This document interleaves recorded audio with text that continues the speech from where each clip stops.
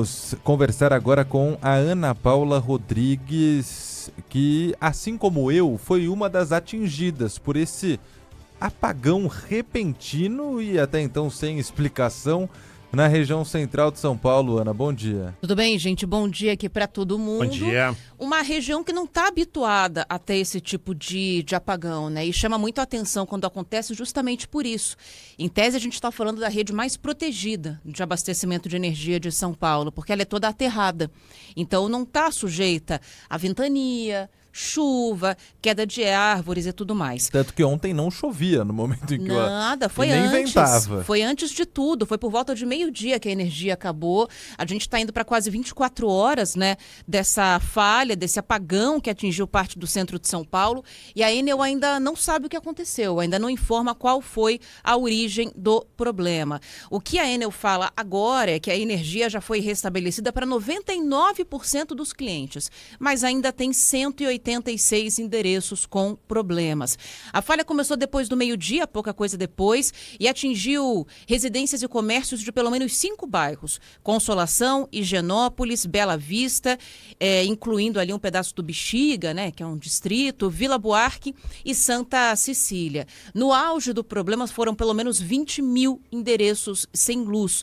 Um deles, o prédio onde mora a Célia Borba, na Rua Paim, que permanecia sem energia até agora há pouco, como ela contou para a repórter Maju Arruda Leite. Nós tínhamos ontem para as 19 horas, que eu tenho inclusive aqui protocolo, e tem o grupo, que nós temos o grupo aqui da Paim, dizendo que às 19 horas, depois para as 20 horas e até agora nada. E o meu particular, eu também tenho os meus protocolos e nada de retorno dizendo qual horário ou o que está acontecendo.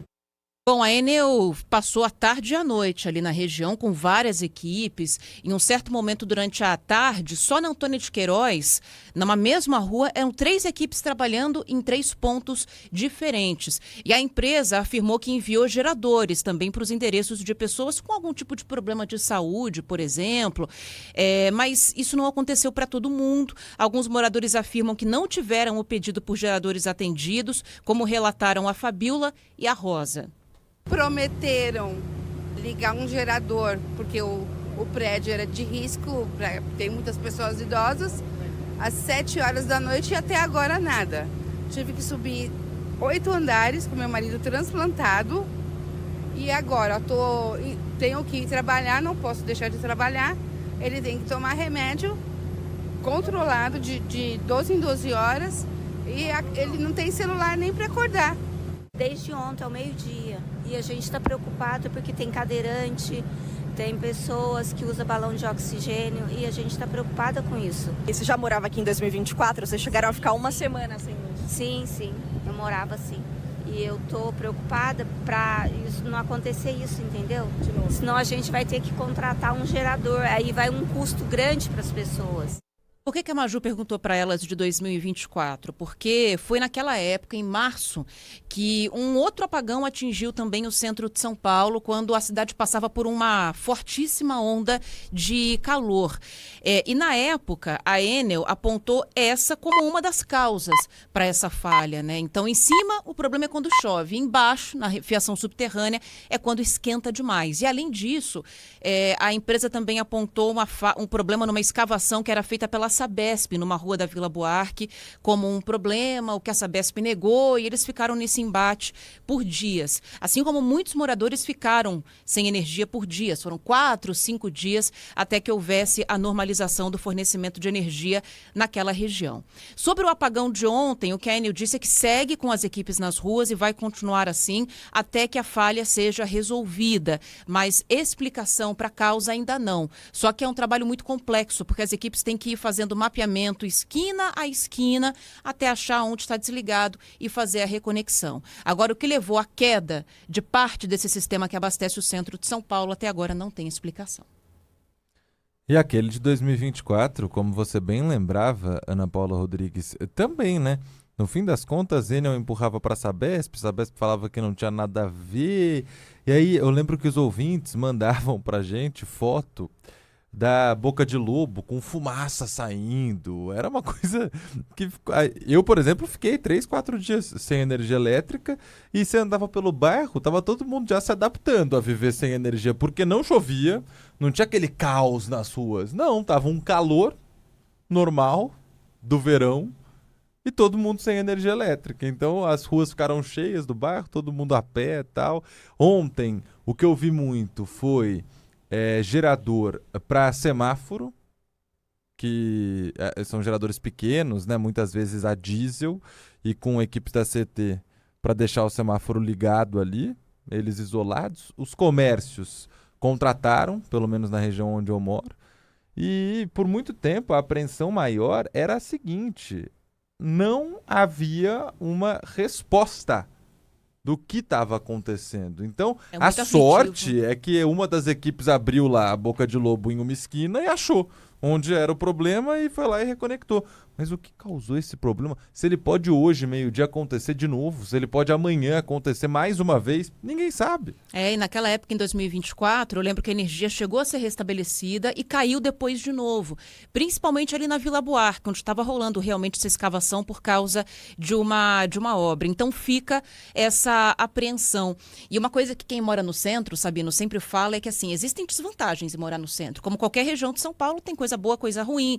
Ali é muito cheio, muito tumultuado, muito trânsito, mas raramente fica sem luz. E até isso agora está rolando ali um problema entre os moradores da região.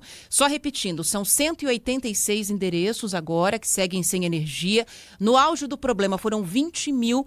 Para a maioria, a energia foi restabelecida entre 7 e 8 da noite. Mas entramos madrugada adentro com 2.500 endereços sem energia e agora 10h33, 186 ainda. Registrar que ontem, final do dia, começo da noite, por volta ali das 19 horas, 19h30, chovia leve aqui na região do Brooklyn e Campo Belo. Mas não tinha um semáforo funcionando, todos embandeirados. E também ninguém para resolver o problema. É isso. E a gente torce para que nos próximos dias ninguém seja surpreendido mais uma vez, né? Por um raro dia sem chuva à tarde e com um bairro inteiro sem energia elétrica. E aí até por esse motivo, né? Um grande questionamento que inclusive uma pessoa que eu cruzei na rua ontem fez foi o seguinte: a minha rua onde eu moro, por exemplo, ela é longa, então são várias e várias esquinas com a Boca de Lobo, dá para você ver lá onde passa a fiação. Tinha uma equipe da Enel fazendo esquina por esquina. Se era só essa região da cidade de São Paulo que tinha problema, por que não todas as equipes lá? Para que você tenha em uma rua, em cada uma das ruas, 3, 4 equipes fazendo simultaneamente a checagem em várias esquinas para tentar solucionar esse problema mais rápido, né? Porque quando você tem, por exemplo, a chuvarada, aí são vários cantos da cidade com problema. Então, as equipes têm que se espalhar pelos vários cantos da cidade. Ontem não tinha problema em nenhum outro canto da cidade, só em um. E mesmo assim não eram tantas equipes por lá fazendo essa checagem esquina por esquina aí para ver como que era. Bem mais do que o normal quando tem chuvarada, por exemplo, mas pouco. Acho que variou ainda. muito. Na região ali da Consolação tinha bastante. Eu passei por lá também. Bastante gente trabalhando. Agora, o que me surpreende é não ter um mapeamento eletrônico dessa região. Sabe aquelas coisas que a gente vê em filme? Que alguma região é mapeada e aí acende ali uma luz, um alerta de onde está o problema e a equipe já pode trabalhar direcionada para aquela área. O que me surpreende é isso não existir em São Paulo. Facilitaria, inclusive, o trabalho da própria Enel, né? Porque você poupa recursos para ir no lugar específico onde está rolando a falha, faz a religação e acabou, né?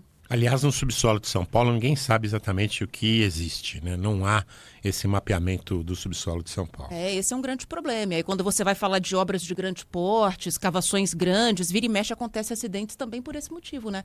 É planilha que está desatualizada.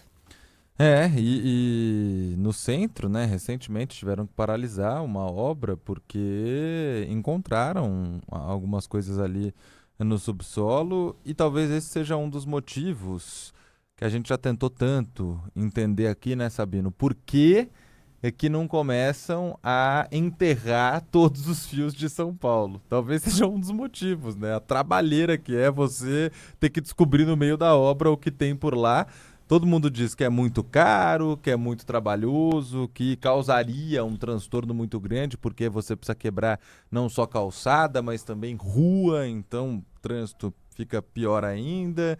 Mas só uma partezinha de São Paulo tem fio enterrado, e aí é essa partezinha que quando chove não fica sem luz, mas Exato. quando faz calor ou dá algum problema lá no subsolo onde passa o fio, esquece. Fica Ninguém um está tempão imune. sem. Exatamente.